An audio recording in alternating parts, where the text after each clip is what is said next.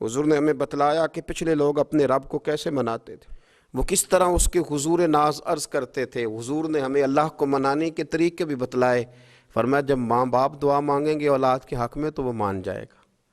حضور علیہ السلام نے فرمایا جب مسافر دعا مانگے گا تو اللہ مان جائے گا۔ فرمایا میرے رسول کریم نے کہ جب بیمار دعا مانگے گا تو اللہ مان جائے گا۔ اور سید عالم علیہ السلام فرمانے لگے جب تمہارے ضعیف، کمزور، مجبور لوگ دعا مانگیں گے تو اللہ مان جائے گا۔ اور حضور نے فرمایا جب تم فرض ادا کر کے دعا مانگو گے تو اللہ مان جائے گا۔ اور میرے محبوب نے فرمایا جب پچھلی رات اٹھ کے تم اس کے حضور عرض کرو گے تو وہ تمہاری دعاؤں کو قبول کر لے گا، وہ تو مان جائے گا۔ اور حضور نے ہمیں دن بتائے، فرمایا جمعے والے دن مانگنا مان جائے گا، شب قدر کو مانگ لینا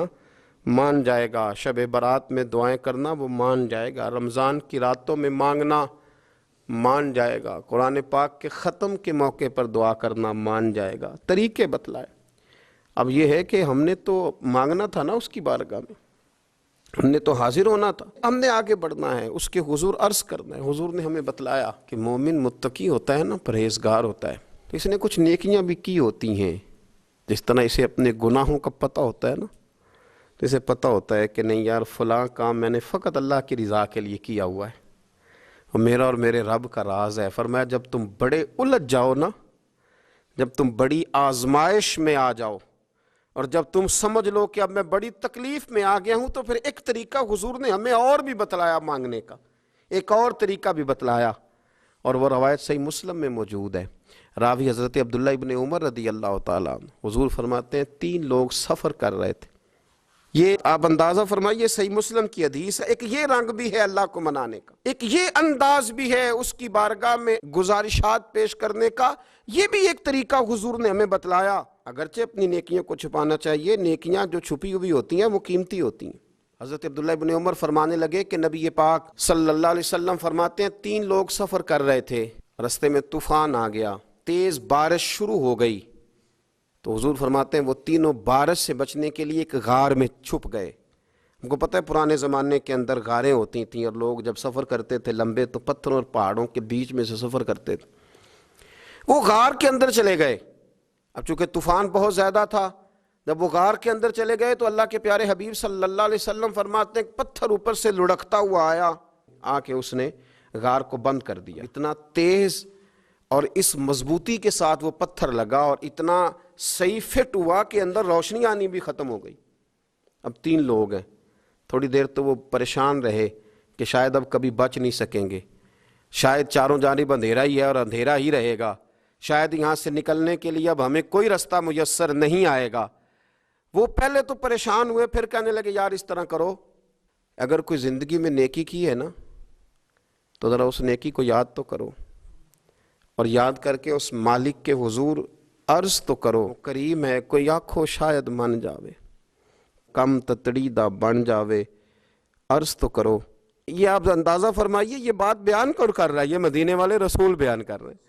یہ نبی پاک علیہ السلام نے بیان فرمایا، رسول کریم علیہ السلام نے ہمیں بتلائی یہ داستان محبت۔ حضور فرمانے لگے ایک نے ان میں سے ہاتھ اٹھائے، اور اس نے انداز کیا چھیڑا، عرض کرنے لگا اللہ تو جانتا ہے نا میں نے بکریاں رکھی ہیں، میں غریب ہوں، مزدور ہوں، اور مالک تو یہ بھی جانتا ہے کہ میرے بچے بھی ہیں، بیوی بھی ہے، پر میں جب بھی گھر لوٹا ہوں تو دودھ میں نے بچوں اور بیوی کو پہلے نہیں دیا، بوڑھے ماں باپ کو پہلے دیا۔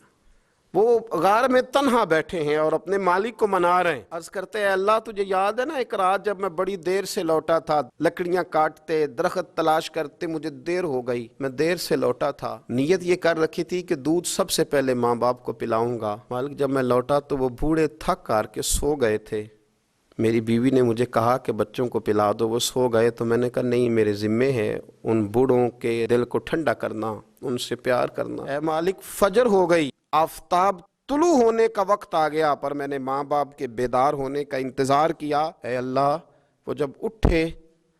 تو ان کی آنکھوں میں جو میرے لیے دعا تھی اور ان کے سینوں میں جو میرے لیے کرم تھا، اگر تیری بارگاہ میں وہ نیکی قبول ہے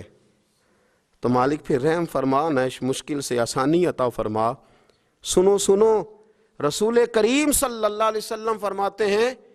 کہ اس بندے کی دعا مکمل ہوئی تو پتھر تھوڑا سا سرک گیا اور اتنا سرکا کہ آسمان نظر آنے لگا۔ جس نے ماں باپ کو منایا ہے، ان سے پیار کیا ہے، پھر یہی بات وسیلہ بن جائے گی رب کے ماننے کا۔ پھر رسول کریم صلی اللہ علیہ وسلم فرمانے لگے، دوسرا بولا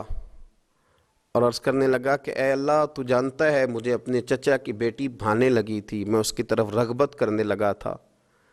اور میں نے جب اس سے جا کے ارادہ کیا کہ میں تیرا طالب ہوں تو اس نے مجھے کہا کہ پہلے 100 دینار لاؤ، تو اللہ میں نے مشقت کر کے 100 دینار جمع کیے، اور جب میں پوری طرح اس پر حاوی ہو گیا، وہ میرے قبضے میں آ گئی اور گناہ کا میں نے ارادہ کر لیا، تو اس عورت کے منہ سے ایک جملہ نکلا کہ اللہ سے ڈر، اے مالک وہ میرے قبضے میں تھی،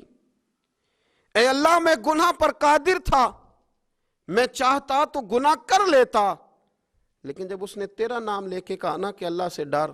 اللہ میں ڈر گیا، میں اسے چھوڑ کے آ گیا۔ اگر تجھے یہ بات پسند ہے تو پھر نکال دینا اس مشکل سے، پھر کر دینا کرم۔ اللہ میری بھی تو چڑھتی جوانی تھی نا، میں بھی تو سب کچھ کر سکتا تھا، پر تیرے لیے، تیری خاطر میں لذت گناہ سے باز رہا، تو اللہ تو رحمت فرما دے۔ حضور فرماتے ہیں اس کی دعا مکمل ہوئی تھی کہ پتھر تھوڑا اور سرک گیا۔ پھر تیسرا بولا اور اس نے بول کے کہا، اے اللہ ایک مزدور کو، ایک دیہڑی دار کو، ایک غریب کو میں نے کام پہ رکھا ہوا تھا، یہ تیرا اور میرا راز ہے اللہ۔ وہ مزدور، وہ دیہڑی دار میرے پاس کام پہ لگا تھا، کچھ چاول میں نے اس کی اجرت مقرر کر دی کہ تو کام مکمل کرے گا تو میں تجھے دوں گا، اور جب اجرت لینے کا وقت آیا تو وہ بگڑ کر ناراض ہو کر چلا گیا، میں اسے ڈھونڈتا رہا، وہ مجھے ملا نہیں، میں نے اس کے چاولوں کی قیمت کاروبار میں انویسٹ کر دی، اس کا تھوڑا سا سرمایہ پر میں نے کھایا نہیں، پھر وہ مجھ سے میں کاروبار کرتا رہا اور اتنا کاروبار کیا کہ بہت ساری گائیں اور ان کے چرواہے تیار ہو گئے، وہ سالوں کے بعد لوٹا، میں نے اس غریب کا مال کھایا نہیں بلکہ بڑھایا، محفوظ کر کے رکھا، وہ سالوں کے بعد لوٹا اور کہنے لگا میرا مال، تو میں نے کہا وہ ساری گائیں تیری ہیں، وہ چرواہا تیرا ہے، یہ سارا کچھ تیرا ہے، تو کہنے لگا تو مجھ سے مذاق کرتا ہے، میں غریب کہاں اور اتنی بڑی گائیں کہاں، تو مذاق کرتا ہے؟ تو میں نے کہا مذاق نہیں، میں نے اپنے رب سے ڈر کے تیرے مال کی حفاظت کی، یہ تیرا ہے، اے اللہ میں کھا بھی تو سکتا تھا نا، پر تجھ سے ڈر کر میں نے وہ سارا محفوظ رکھا۔ اللہ اگر تجھے میری یہ ادا پسند ہے تو پھر آج مان جانا، آج راضی ہو جا۔ اللہ کے رسول فرماتے ہیں اس کی دعا مکمل ہوئی تھی کہ پتھر لڑکا اور ان کے لیے رستہ بن گیا، وہ باہر آ گئے، تو حضور نے ہمیں بتلایا کہ وہ تمہاری نیکیاں جو چھپی ہوئی ہیں، وہ تمہاری نیکیاں جو تم نے خالص اللہ کی رضا کے لیے کی ہیں، ان نیکیوں، ان اعمال کا وسیلہ بھی تمہارے رب کے ماننے کا ذریعہ بن جائے گا، اس کو منایا جائے، اس کے حضور حاضری دی جائے، اس سے بخشش کا سوال کیا جائے،